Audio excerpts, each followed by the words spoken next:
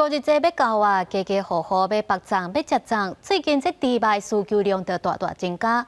不过因为年初时阵有爆发疫情，甲即阵国际猪肉价格减少进口，所以伫咧婚林肉品市场，这1公斤的猪肉是划到96块，比去年同期贵7块。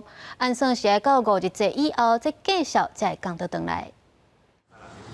这礼拜就是五日节，一个人拢咧无用白肉粽，上接用到的就是猪肉。不过有业者表示讲，今年买猪肉的成本佫增加，为着要供应民众的需求，成本敢若会当家己食落来。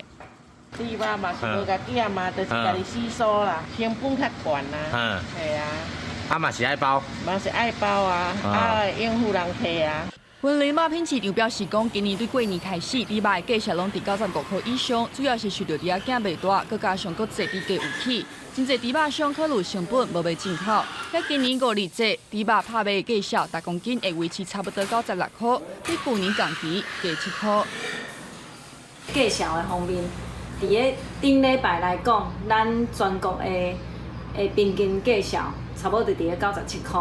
咱婚姻市场伫个96块外，所以咱即个价数会伫个平稳中，平稳中成长啊。